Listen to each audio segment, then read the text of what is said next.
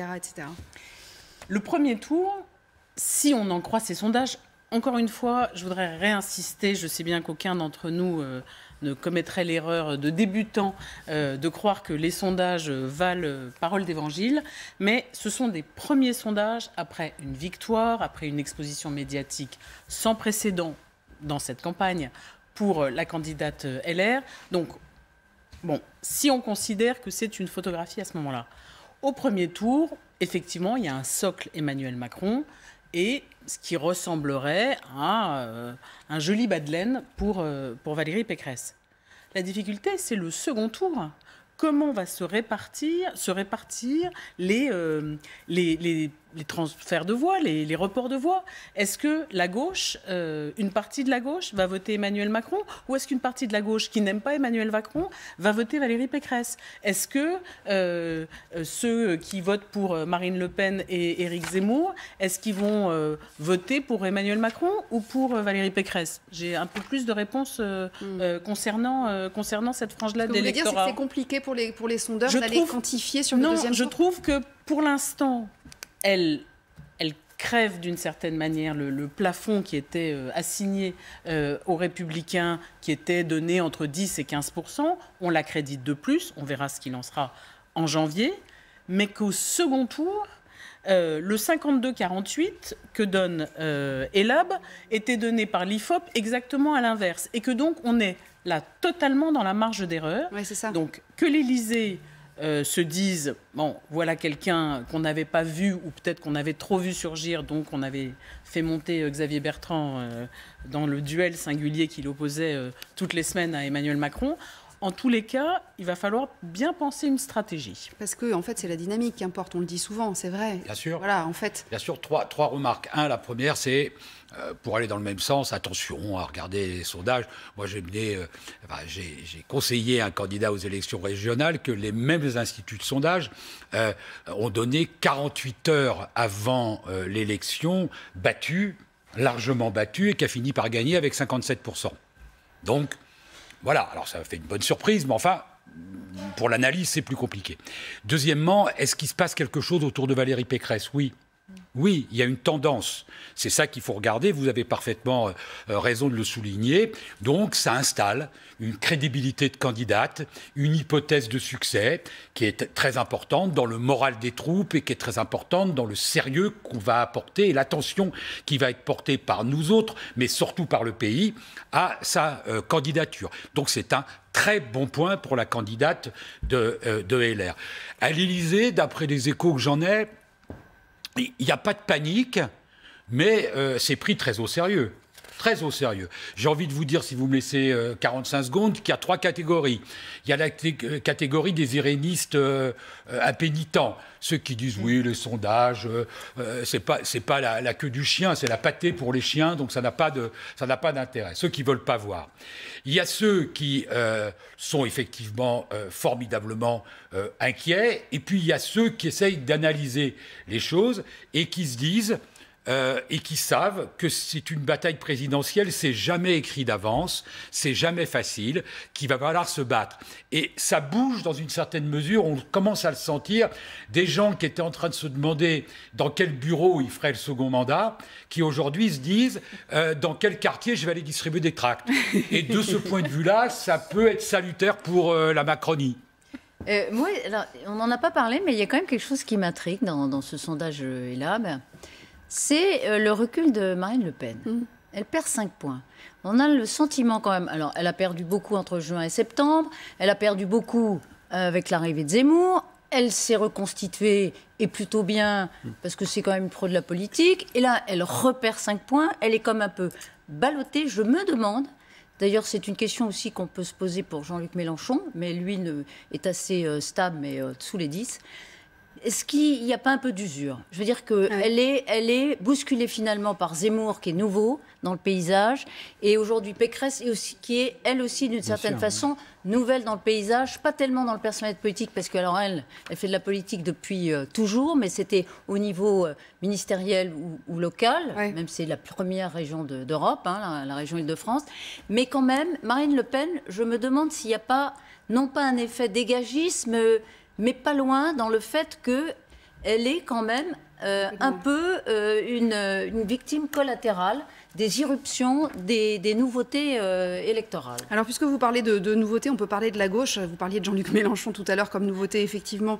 Il est sous les 10%, et dans ce sondage, on s'aperçoit que les rapports de la gauche sont également très, très faibles. Alors, regardez, information du service politique via Mathilde Guénégan, une candidature commune à gauche, point d'interrogation. C'est Arnaud Montebourg qui publie une lettre au peuple de gauche et à ses concurrents et camarades. Il est prêt, j'ai pas réussi à lire la fin, à offrir, me semble-t-il, sa candidature. À faire don de sa candidature. Alors, moi, j'ai lu offrir, mais oui, bon. C'était offrir. C'était offrir, à offrir sa candidature. Voyons, voilà ce qu'il dit de façon claire. Il est temps de se réveiller, temps de se mobiliser, temps de retrouver le chemin du patriotisme généreux. Premier extrait de cette lettre. Deuxième extrait de cette lettre. Je suis prêt donc à offrir ma candidature à un projet commun et à un candidat commun. J'invite mes concurrents et camarades à faire de même. C'est un vœu pieux, comprendre, vœu pieux pour Arnaud Montebourg. Oui, je crois qu'Arnaud Montebourg, il comprend que sa candidature est dans une extrême difficulté. On a feuilletonné ces dernières semaines pour dire que sur le fond et sur la forme, cela ne trouvait pas d'écho aux yeux des Français, visiblement, même s'il revendique un nombre d'adhérents à son nouveau parti assez important. Mais son positionnement, ce patriotisme, souverainisme de gauche, à un moment donné, on l'a vu tendre la main à Xavier Bertrand, puis il s'est recentré sur ses fondamentaux de gauche en cherchant à être celui qui pouvait incarner l'union, celui qui pouvait faire le rassemblement. Eh bien, cela ne fonctionne pas, en tous les cas, pas dans les sondages d'opinion, pas au sein de son équipe de campagne, où il y a eu des départs assez notables dans son organisation. Et donc, il publie aujourd'hui cette adresse aux Français comme un vœu pieux pour dit-il, il termine comme ça, voilà, devenons cette surprise de l'histoire. Alors avec qui? Parce que voilà, donc alors attendez, on a posé la question à Yannick Jadot, on va déjà écouter sa réponse et puis vous me direz ce que vous en pensez. À chaque élection aujourd'hui, tous les commentateurs et surtout les Françaises et les Français constatent à quel point les sondeurs se trompent. Et dès le lendemain, ils deviennent prescripteurs du débat politique, c'est pas sérieux. Tous les thèmes que nous avons évoqués, absolument tous les thèmes que nous avons évoqués, notre conviction, c'est que c'est le projet écologiste qui peut à la fois affronter les grands défis qui sont devant nous et que ce sont les écologistes qui peuvent créer une dynamique et une capacité à gouverner notre pays pour que la France soit forte. Ça peut être Yannick Jadot alors, Valérie, ou pas? Alors, ça, je ne sais pas. Ce que je voulais vous dire, c'est dans la droite ligne de ce dont nous venons de discuter. On a eu un moment Zemmour. Indéniablement, il y a eu un moment Zemmour. Il y a un moment Pécresse. Y aura-t-il un moment de gauche? Depuis le début de cette campagne, les uns et les autres à gauche disent mais qu'est-ce qui se passe? Vous avez Anne Hidalgo qui disait au grand jury RTL, réveillez-vous. C'était pas simplement contre Éric Zemmour, c'était aussi à la gauche, réveillez-vous. 3% dans le sondage Elab. Non, je le sais bien. Arnaud Montebourg dit là qu'il offre sa candidature. Bon, c'est une jolie porte de sortie, une manière de faire sa révérence avec grâce. On verra ce que disent les autres candidats. Il y en a un qui va être difficile à convaincre, à mon sens, et ce n'est pas Yannick Jadot, c'est Jean-Luc Mélenchon. Il a fait venir tout le monde derrière lui. Oui, bien sûr. Ah bah oui, non, mais ça, bien sûr. Mais en tout cas, dans un nouveau moment de cette campagne qui est vraiment bâti, alors pour le coup, c'est un cliché, pardon, mais vraiment bâti comme une série. Hein. Il y a des cliffhangers toutes les fins de semaine. On ne sait pas comment nos héros vont se retrouver la semaine suivante. C'est une série Netflix. C'est ce qui rend la politique passionnante. Pas très regardé, hein, pardon. Pas encore. Premier élément, la candidature Montebourg est donc morte. C'est assez normal. Hein. Quand vous êtes sur un paquebot et que vous faites une avarie vous-même dans le bateau, c'est un paquebot. Vous arrivez à réparer. Si vous êtes sur une barque, elle coule. C'est ce qui est en train de se passer avec l'erreur de campagne majeure qu'a commis Montebourg avec cette histoire, cette idée de faire payer des immigrés en France pour la responsabilité des États, ce qui est ahurissant. Donc ça, c'est la première chose. La deuxième chose, c'est que... Pardonnez-moi, je vous coupe juste 2 secondes parce que je voudrais quand même vous donner cette info puisqu'on est en plein dessus. C'est Anne Hidalgo qui sera aux 20h ce soir de TF1. Soyez au rendez-vous. On verra bien ce qu'elle dit, mais elle peut donner éventuellement ses intentions, dire bon bah moi aussi je jette l'éponge. Elle vient pour donner effectivement des pistes sur la suite de sa campagne. Est-ce qu'elle va dire je renonce, est-ce qu'elle va dire je continue? Ça, on va lui laisser la primeur. Mais ce que l'on comprend, c'est que là, il y a un moment à gauche important. Valérie, voilà. moment de gauche. Arnaud Montebourg le formalise par cette lettre. Anne Hidalgo vient donner sa vision, son état d'esprit à ce moment-là de la campagne. C'est vrai qu'il y a urgence pour ces candidatures de la gauche, sans doute de créer un électrochoc d'une façon ou d'une autre. Est-ce que cela passe par un rassemblement, par un désistement? Ça, je n'en sais rien. On est au mois de décembre, l'élection présidentielle est proche, certes, mais les dynamiques, on a souvent coutume de dire qu'elles se créent après les fêtes, plutôt en janvier, voire parfois même en février. Donc une candidature à gauche, s'il y a une candidature unique, elle le disait, Elisabeth, ça ne peut être que Jean-Luc Mélenchon. Il a toujours dit, c'est derrière moi ou pas du tout. Non, mais il n'y aura pas ça. Rien ne se passe jamais comme prévu. Mais lui, de le dire aussi nettement. Non, il y a quelque chose qui est possible, c'est Hidalgo, Jadot plus Montebourg. Ça peut le faire. Il y a d'ailleurs les gens qui Roussel aussi. Voire Roussel, qui disent il peut y avoir une primaire ouverte, ceux qui sont pour la primaire à gauche, qui disent qu'ils vont même l'organiser. La primaire populaire. Pardon ? La primaire populaire. La primaire populaire. Donc il peut y avoir quelque chose comme ça qui sauve les meubles. C'est compliqué quand même. Montebourg-Jadot, ils sont pas voisins quand même. Ils habitent loin les uns des autres quand même. À droite, c'est pareil, vous le disiez vous-même tout à l'heure. Chez LR, c'est pareil. Oui, mais ils sont au moins dans le même parti. Oui, vous voyez ce que je veux dire? Ils ont une certaine pratique du grand écart. Là, c'est peut-être plus compliqué. En revanche, avec Mélenchon, ça pose une vraie difficulté. D'autant plus que moi, j'ai écouté le discours de Mélenchon avec intérêt et j'ai trouvé que c'était un discours testament. Oui. J'ai trouvé très émouvant, d'ailleurs, un moment très particulier pour ceux qui connaissent un peu l'histoire de la gauche, c'est l'évocation de Louise Michel. En citant Louise Michel et en disant, à ce moment-là, vous voyez, elle est toujours là. Et on avait le sentiment que l'idée, c'était d'être toujours là dans l'histoire. Et je ne pense pas que quand on vise à laisser une trace, on soit demain à se contredire au point d'aller derrière qui que ce soit d'autre. Alors évidemment, si les 3 autres disent finalement Mélenchon forever, là évidemment, il y a une possibilité. Mais enfin, ça m'étonnerait et ça manquerait un peu de crédit. J'ai envie de dire, si jamais ils faisaient ça, j'ai envie de dire, vous savez, pour les plus anciens, cette image du programme commun de la gauche réconcilié, Robert Fabre, François Mitterrand, Georges Marchais, paraîtra pour un truc d'une constance et d'un sérieux formidable. Mais très belle, effectivement, référence à Louise Michel. Mais trop de souris aussi. Oui. Il y avait aussi une forme de lucidité qui n'était pas si banale chez Jean-Luc Mélenchon. Et comme ça, d'admettre que finalement, ce qui se présentait devant lui, c'était un trou de souris. C'était assez nouveau dans la façon qu'avait et de sincérité. C'était assumé par tout. Voilà, c'est sa 3e candidature.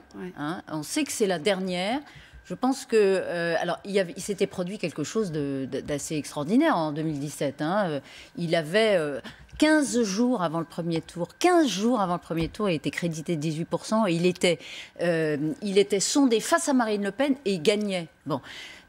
Il pourrait attendre patiemment que, effectivement, le miracle, non pas le miracle, mais le mouvement d'opinion se reproduise. Eh bien, non, il a parlé d'un trou de souris. Donc, il voit bien que dans cette France, dont on dit beaucoup qu'elle se droitise, mais ça se voit avec ce bloc de gauche qui était déjà très faible, à 27% en 2017, on ne le dit pas assez, et là qui est à 24% dans le LAB, c'est encore 3 points de moins, c'est vraiment rien, ça n'a jamais été aussi sans doute historiquement bas, même si je n'ai pas remonté toutes les élections. Eh bien, il y a eu un accent effectivement de sincérité. De là à se retirer, non, parce que c'est la 3e, c'est la dernière, je ne pense pas. Mais comme le dit Valérie, du haut de sa grande sagesse et de sa grande expérience, on ne sait jamais. Damien ? Oui, non, c'est vrai que c'est... En tous les cas, on a coutume de dire qu'il y a toujours des rebondissements, qu'il faut être prudent dans les projections que l'on peut faire. Là, c'est particulièrement intéressant. Il ne faut pas effectivement sous-estimer l'importance, vous en parliez Valérie, de cette primaire populaire qui pousse, qui force les responsables et les candidats peut-être à se remettre autour d'une table. Ça s'est vu il y a quelques semaines. C'était à l'initiative de Yannick Jadot, je crois. Ça n'a pas été suivi des faits. Parfois, il faut que ça infuse. On me dit, ces formations politiques, on est vieux partis avec des habitudes. Ce n'est pas facile forcément de renoncer. Ce n'est pas facile de se désister au profit d'un candidat. Yannick Jadot le répète d'ailleurs à l'envi au cours de cette campagne. Nous, il y a 5 ans, on a fait ce travail. L'Europe Écologie Les Verts est un jeune parti, n'a pas la même histoire que le Parti Socialiste, mais donc ce sera intéressant de voir comment est-ce que Anne Hidalgo se positionne. Jean-Luc Mélenchon, lors de son discours avec son Parlement pour l'Union populaire, parlait d'union à la base. Or là, je trouve qu'une des difficultés de ces démarches qu'on devine, celle d'Arnaud Montebourg qui est déjà annoncée, celle d'Anne Hidalgo qu'on écoutera avec intérêt ce soir aux 20h de TF1, peut-être celle de Yannick Jadot, c'est... Là, on parle de quoi? D'accord d'appareil. On parle à des électeurs, on parle aux classes populaires qui se sont beaucoup détournées de la gauche. À qui parle-t-on? Et je trouve que tant que la gauche et ses candidats ne se sont pas mis d'accord sur à qui ils s'adressent, bien, ça va être difficile. C'est intéressant. Tant que la gauche se piétine elle-même aussi. Parce que, qu'est-ce que vous voulez que je vous dise les électeurs de gauche traditionnels, etc., quand ils voient leur leader se retrouver bras dessus, bras dessous dans des manifestations de policiers qui huent la justice, qui appellent à plus de répression, qui appellent même à faire que la police remplace la justice dans la délibération pour choisir les peines. Il y a un moment donné, quand le patron du Parti socialiste fait même des déclarations qui vont dans ce sens-là, pourquoi voter à gauche ? Le problème est là, c'est que la gauche se piétine, sait piétiner elle-même. Elle a plus rien à vendre. Et donc, j'ai tendance à dire que, vous comprenez, les électeurs ne peuvent pas trouver respectable une gauche qui ne se respecte pas elle-même. Et c'est vrai que la gauche, depuis 2017... Il y a 2 tiers de l'électorat d'Emmanuel Macron qui est composé par la gauche, comme ce fut le cas à l'élection, sauf erreur. Ouais. Et pourtant, la gauche ne s'est pas remise en question pour se demander effectivement qu'est-ce qu'on a à dire, comment on peut parler aux électeurs de gauche. Pourquoi sont-ils partis ? Comment les faire revenir? C'est vrai que ce travail, pourquoi ils sont partis, comment les faire revenir, il n'a pas été fait. La gauche s'est enfoncée dans des débats beaucoup plus accessoires. Il y a une tentative d'inventaire un tout petit peu fait par Olivier Faure, tout ça, mais c'est vrai que ça passe rarement. Non, mais ce qui est intéressant, c'est qu'effectivement, on avait beaucoup dit qu'en 2017, il avait été élu par des voix de gauche. Ensuite, on a dit qu'il faisait une politique de droite, mais en fait, les voix de gauche, elles sont restées là. Oui, il les a récupérés. Ils sont partis revenus. Il y a eu une mutation et finalement un retour à l'origine de son électorat en ce moment. Alors, je veux être juste sous les colibets de Jean-Luc sans doute, mais Jean-Christophe Cambadélis et ses amis ont tenté de faire évoluer le corpus idéologique de la gauche. Ça n'a pas rencontré l'adhésion du plus grand nombre. Mais il y a eu des initiatives, il y en a sans doute eu d'autres, le think tank Terra Nova, etc. Il y a eu des tentatives de renouveler le corpus idéologique de la gauche, sans écho. Il n'y a pas de colibet, parce que ce qu'il vient de dire est parfaitement vrai. Il y a des gens qui pensent à gauche, qui réfléchissent. Ça a été cité, il y a sans doute d'autres endroits où on réfléchit à gauche. Et puis, il y a un deuxième problème à gauche quand même, qui est magistral. Dans la gauche social-démocrate, il porte un nom, il s'appelle François Hollande, le problème. Écoutez, quand vous avez porté au pouvoir François Hollande, que vous l'avez fait gouverner comme il a gouverné, en tout cas permis, bon an, mal an, de gouverner comme il a gouverné, qu'après, quand vous en avez terminé, dans les conditions où ça se termine, que vous n'ayez pas une remise en cause radicale de ce que vous avez fait, des valeurs que vous avez défendues à ce moment-là. Qu'est-ce que vous voulez que je vous dise? C'est impossible. Pour les gens aujourd'hui, la gauche, c'est encore François Hollande. Et pour beaucoup d'entre eux, ils se disent « no way, never ». Et d'ailleurs, ça peut pas se reproduire. Anne Hidalgo ça. est partie sur ses terres à Tulle, comme si elle avait besoin d'être adoubée par l'ancien président de la République. Elle l'a été d'ailleurs. Peut-être, oui, effectivement, peut-être un peu forcé. Comme la corde soutient le pendu. Oui, c'est pour dire. Je transmets. Il a quand même dit. Oui, c'est vrai. Non, mais c'est sûr. Mais voilà. Juste un mot, parce qu'on parle de Yannick Jadot en disant est-ce que Yannick Jadot il laisserait sa place à Hidalgo par exemple? C'est la question. Oui, d'ailleurs. Jean-Luc Mélenchon s'effacera jamais, mais Yannick Jadot il s'effacerait? Pour l'instant, lui, il vient pas aux 20h de TF1 pour dire. Mais on ne sait pas ce qu'ils vont dire. Est-ce qu'ils vont dire on appelle à une primaire? Auquel cas, ils seront tous à nouveau candidats, mais pour un mode de sélection interne à la gauche. Est-ce qu'ils viennent dire, effectivement, je fais don de ma personne, mais ça veut dire quoi? Par quelle procédure?